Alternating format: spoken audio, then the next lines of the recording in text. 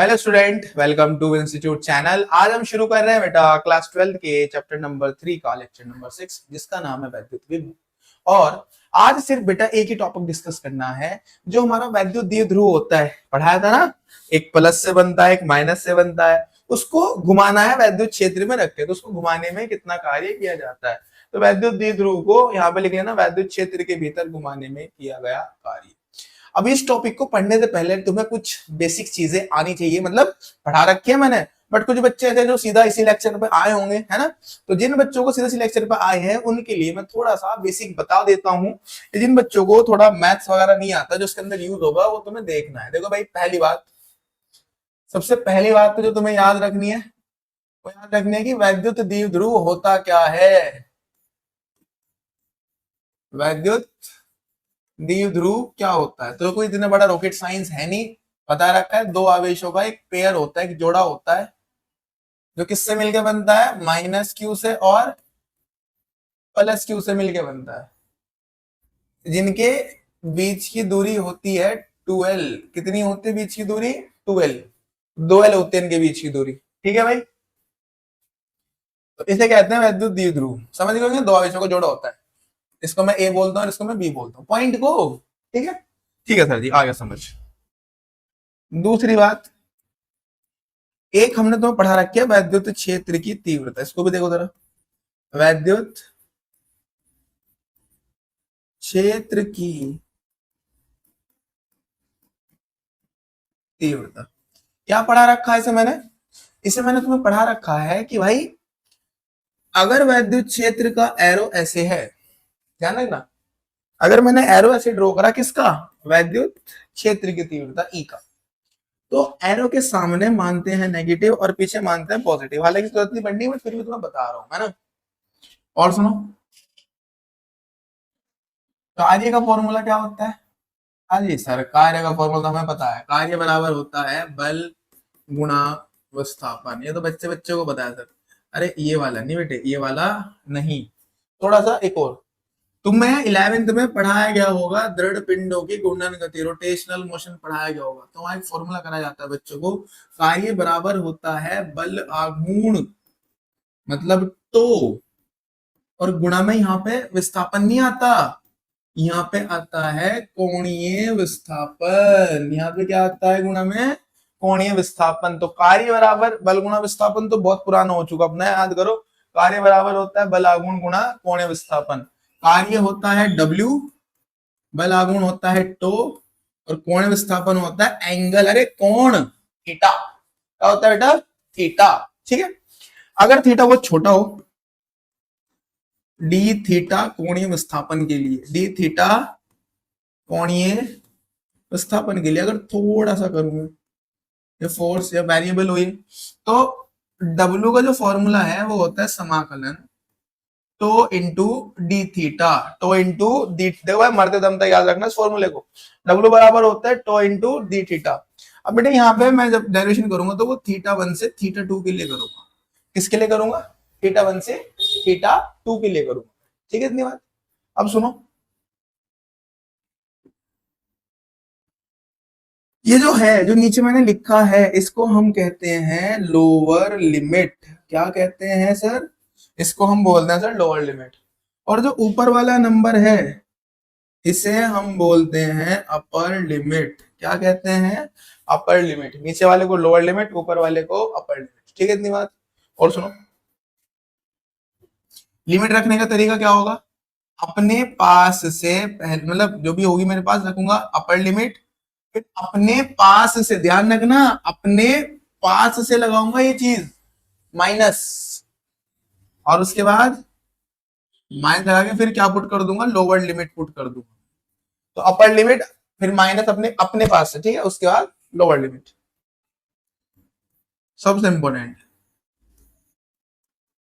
Sine theta का समाकलन होता है माइनस के कॉस थीटा।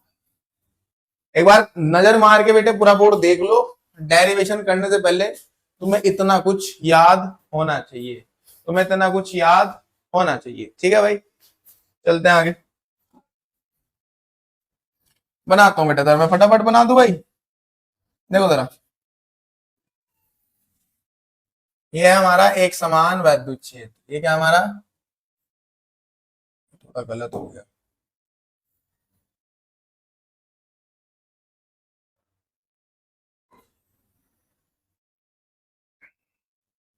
तो ये है हमारा एक समान वैद्युत क्षेत्र ई।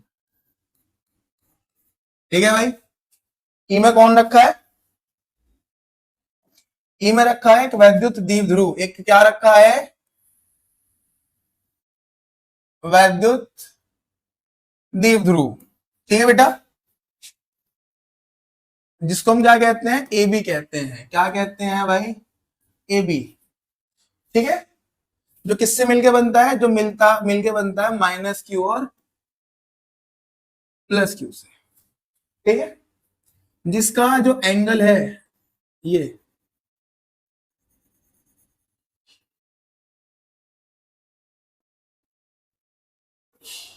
थीटा, कितना है, थीटा है। ठीक है भाई, अब मैं क्या करूंगा, मैं इसको पकड़ूंगा बेटे। ठीक है, और जब पकड़ के ऐसे घुमा दूंगा, देखो समझो, यहां पे रखा है स्टाइलिस, और इसको क्या करूंगा, अबे भाई तू क्यों आ रहा है बीच में, इसको पकड़ के ऐसे घुमा दूंगा तो ये ऐसे नीचे आ जाएगा ना, ये वाली चीज थोड़ा नीचे और ये वाली चीज थोड़ा ऊपर जाएगी। समझ रहे होंगे यार, काफी सिंपल है ना, इसके बाद ऐसे घुमाना है। ठीक है, उसको घुमा देते हैं भाई। एक मिनट, कलर कौन सा लूं, ये ले लेते हैं ना। तो मैंने इसको पकड़ के ऐसे घुमा दिया, ये घुमा दिया मैंने इसको। ठीक है भाई, ये वाले से यहां चला गया, ये पॉइंट बी था, इसको मैंने कह दिया बी डैश। ये पॉइंट ए था, इसको मैंने कह दिया ए डैश। ठीक है, इतनी बात, ये बी डैश, ये ए डैश, इसमें तो कोई दिक्कत नहीं है।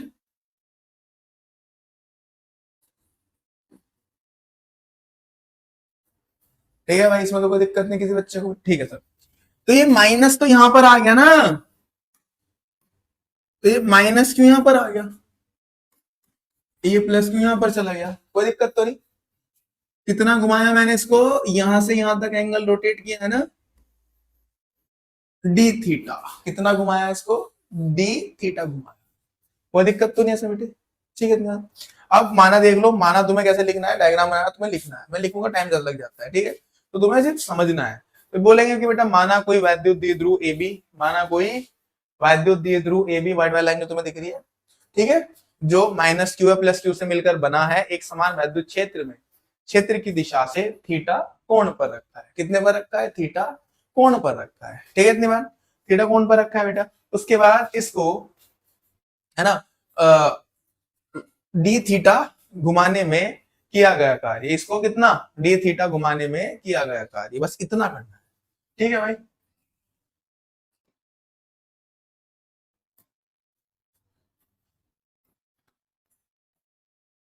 क्या बोलेंगे, हम बोलेंगे कि भाई वैद्युत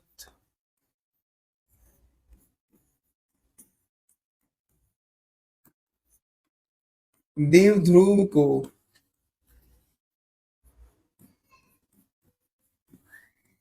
घुमाने में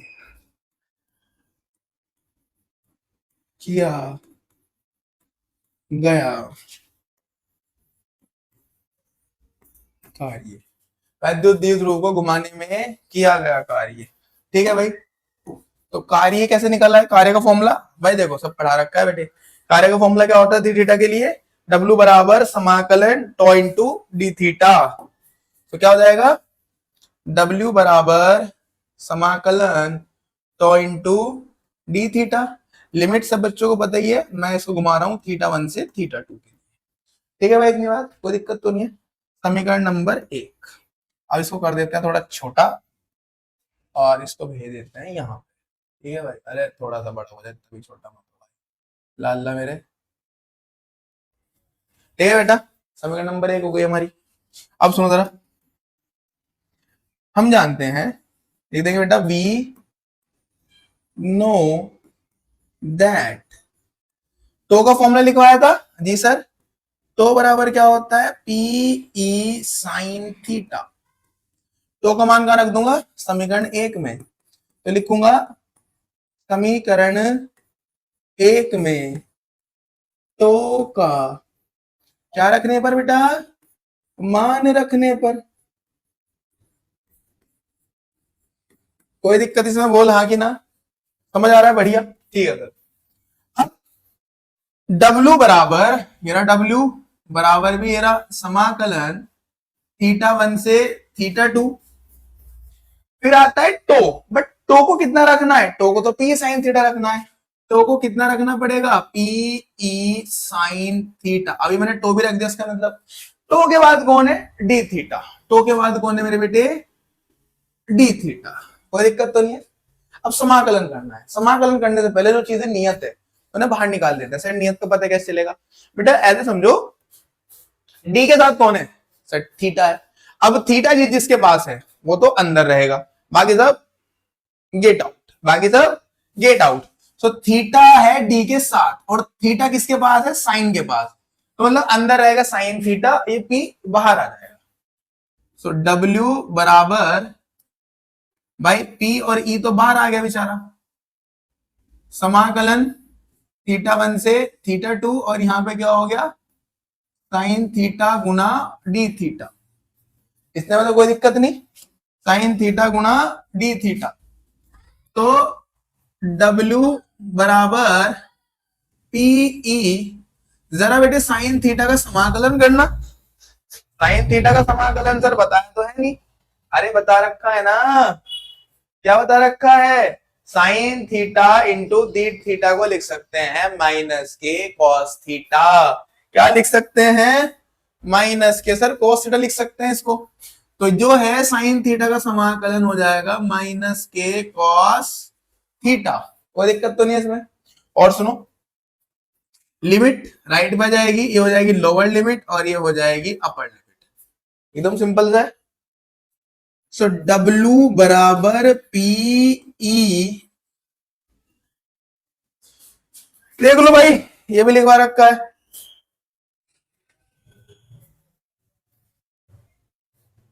ये रहा।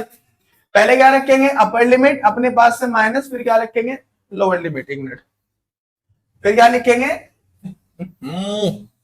लोअर लिमिट, ठीक है भाई। तो पहले कहेंगे बेटा अपर लिमिट, अपर लिमिट मतलब माइनस के कॉस थीटा था, तो उसकी जगह लिख दूंगा थीटा टू, अपर लिमिट रख दी, अपने पास से, कहां से, अपने पास से लगाना है माइनस, ये मैंने लगाया अपने पास से।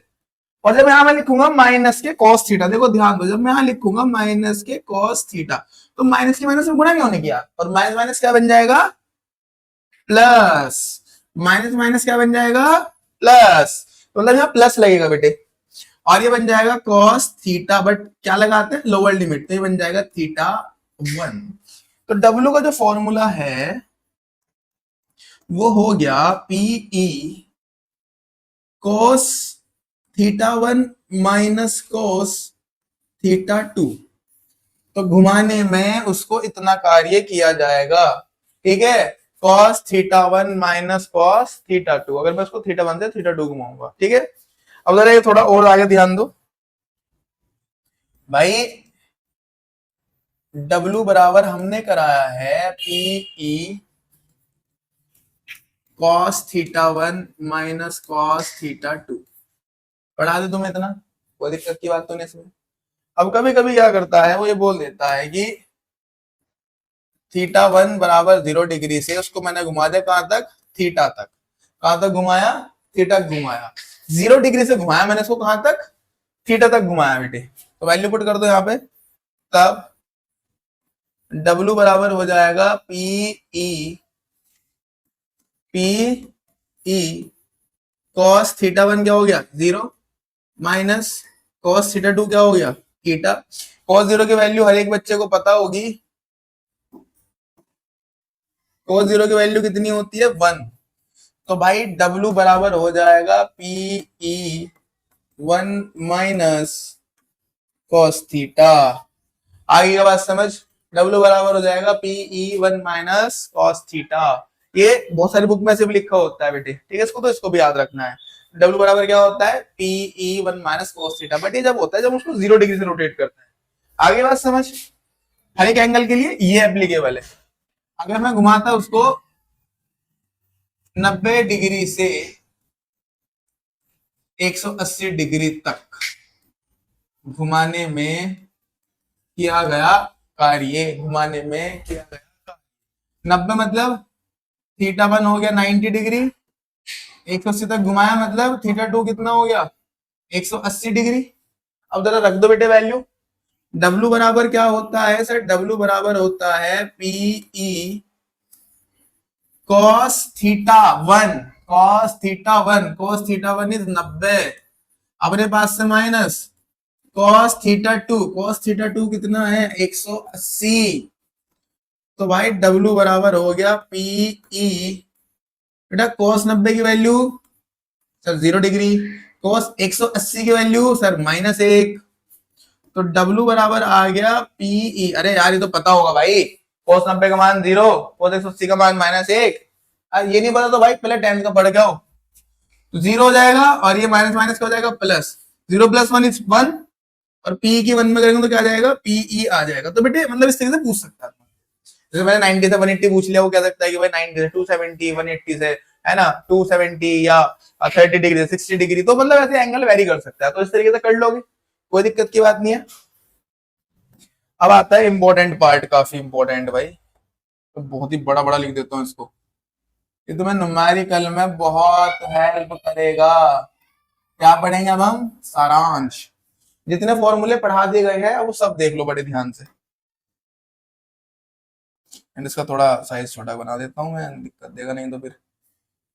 देखो भाई, पहले तुम्हें क्या पढ़ाया मैंने, सबसे पहले मैंने तुम्हें पढ़ाया वैद्युत विभव। क्या पढ़ाया, वैद्युत विभव, ठीक है।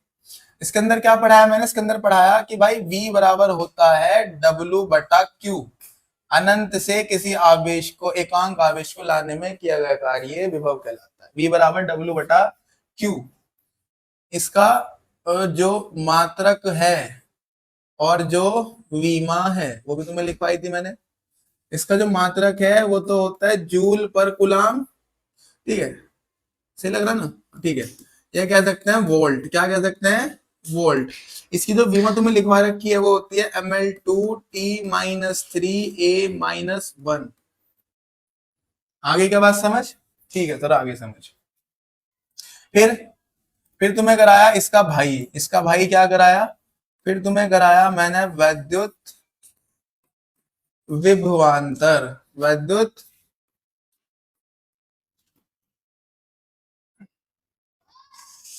क्या हो रहा है यार,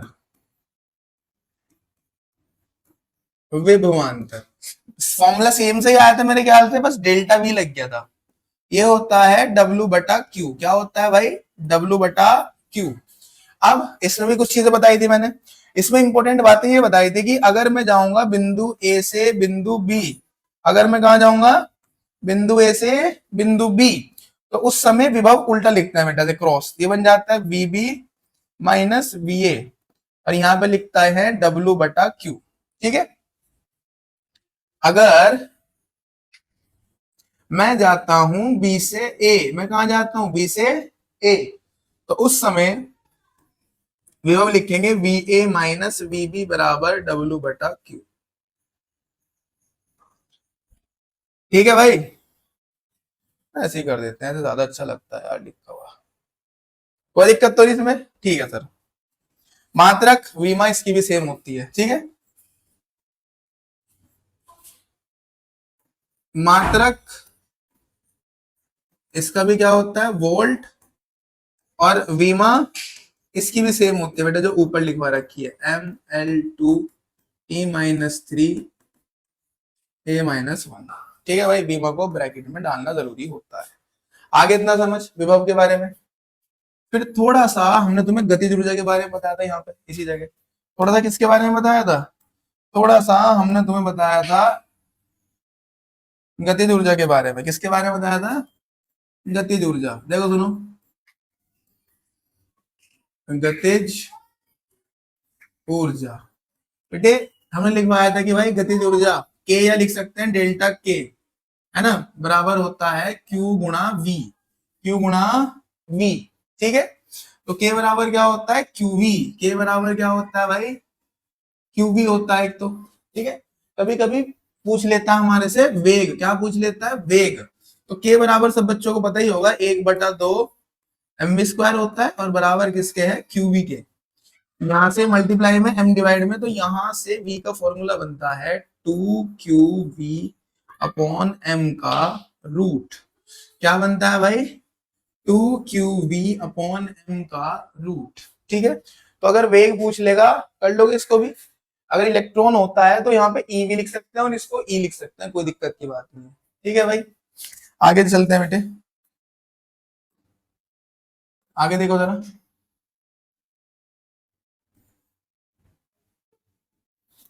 हाँ तो भाई ये हो गया इतना। उसके बाद क्या पढ़ाया, उसके बाद तुम्हें पढ़ाया बिंदु आवेश के कारण किसी बिंदु पर विभव। क्या पढ़ाया, बिंदु आवेश के कारण किसी बिंदु पर विभव। उसका फॉर्मूला कराया था, v बराबर होता है 1/4 पाई एप्सिलॉन 0 क्यू बटे आर, क्यू बटे आर, ये पढ़ाया था। उसके बाद बहुत सारे अगर आवेश है, अनेक आवेशों के लिए कराया था जिनकी दूरी r1 r2 r3 थी।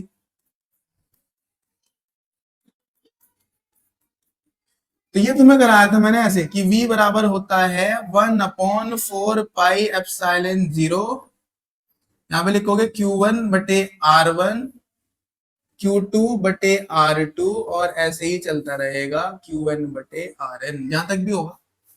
ठीक है, अब फिर इसका भी एक और केस कराया था, ये ज्यादा इंपॉर्टेंट है बेटे। सभी केस में ज्यादातर तुम्हें क्या करता है, R1 R2 R3 Rn सबकी वैल्यू इक्वल देता है, जो कि कितनी है R। अगर R1 R2 R3 सब क्या हो, बराबर हो, तो उस समय जो विभव का फॉर्मूला आया था वो आया था 1/4 पाई एप्सिलॉन 0, सारे चार्ज को बस जोड़ दो, Q1 plus Q2 plus Q3 Qn upon में R को एक बार लिख दो। बट एक चीज यहाँ पे और याद रखनी है, विभव जो है वो कैसी राशि है, बताओ विभव कैसी राशि है, विभव है अदिश राशि। कैसी राशि है, अदिश राशि है।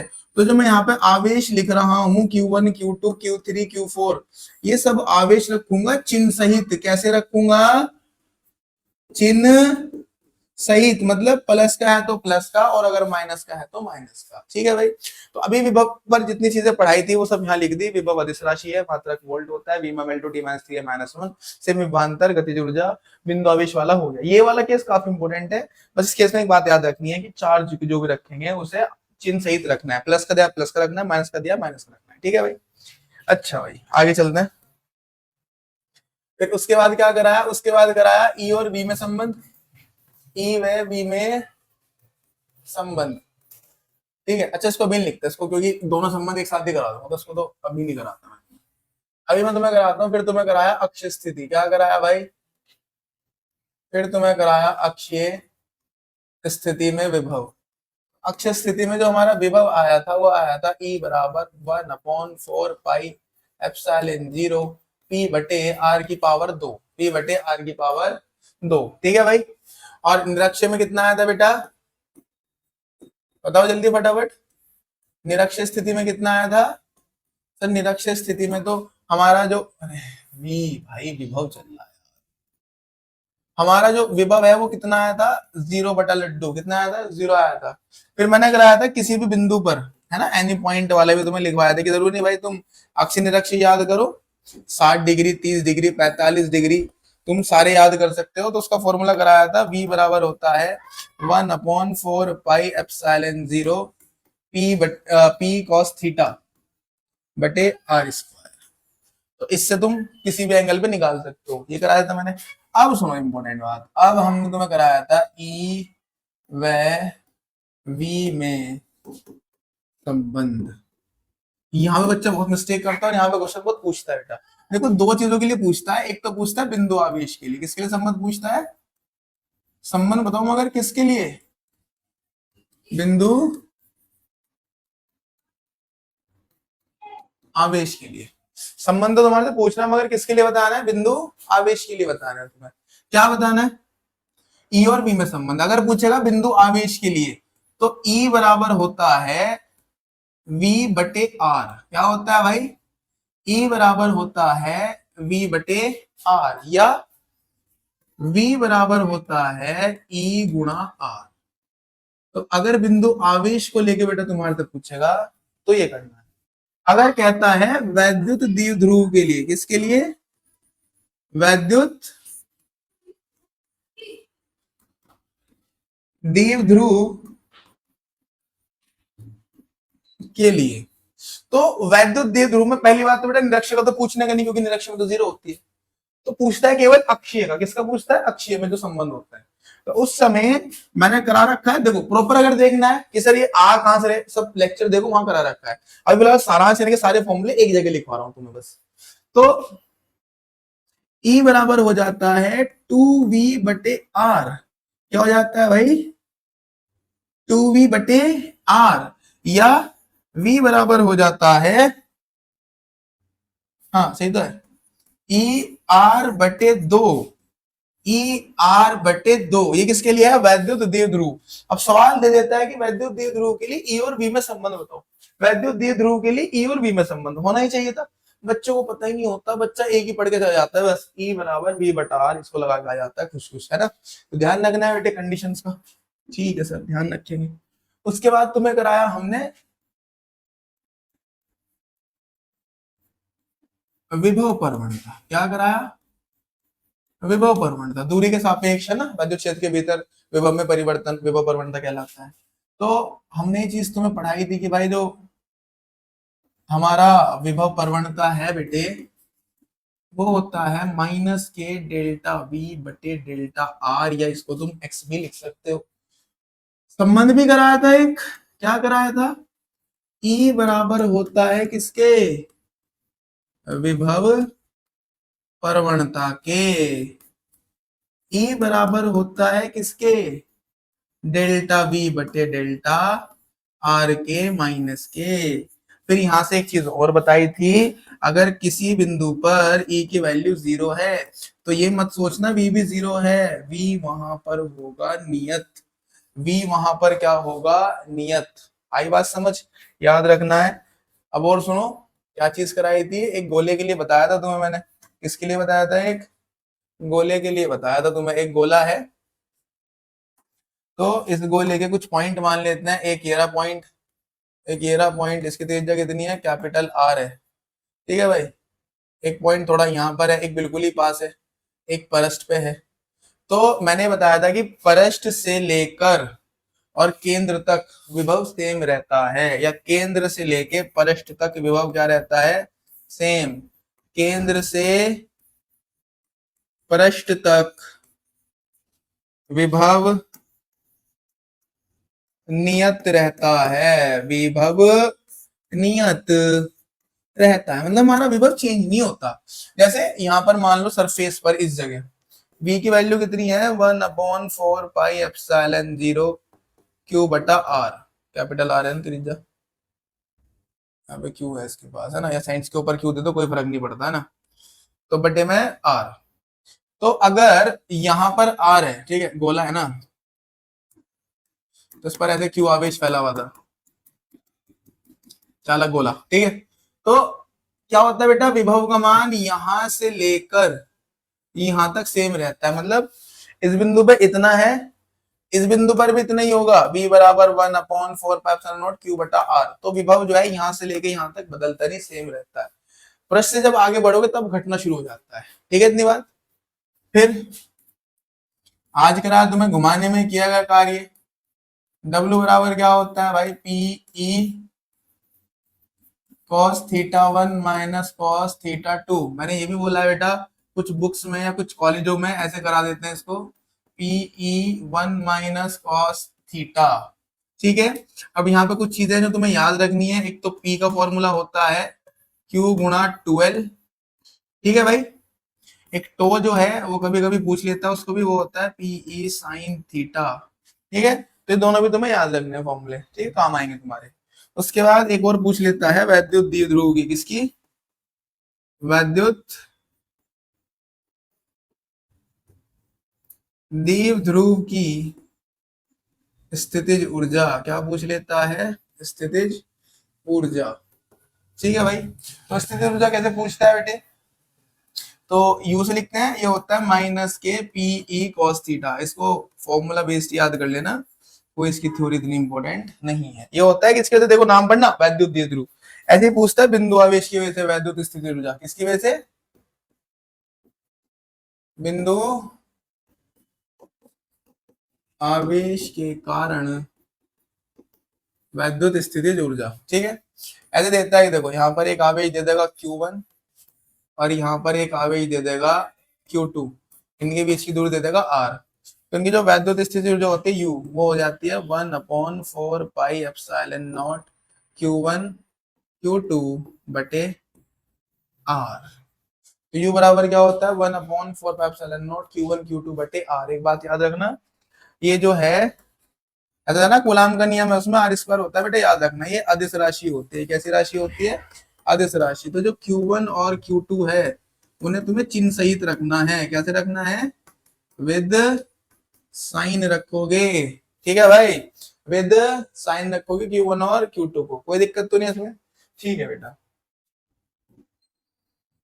एक बात और याद रखना, अगर समान आवेश है, दोनों प्लस के आवेश है, अगर उन्हें आप क्लोज लाओगे तो वैद्युत स्थिति ऊर्जा बढ़ेगी। वैद्युत स्थिति ऊर्जा क्या होगी, बढ़ेगी। समान आवेश के लिए बता रहा हूं बेटा, ध्यान रखना, अगर चाहे दोनों नेगेटिव हो चाहे दोनों पॉजिटिव हो, समान आवेश मतलब चाहे दोनों प्लस चाहे दोनों माइनस, अगर समान ही आवेश है और मैंने कहा ले जाता हूँ, दूर ले जाता हूँ,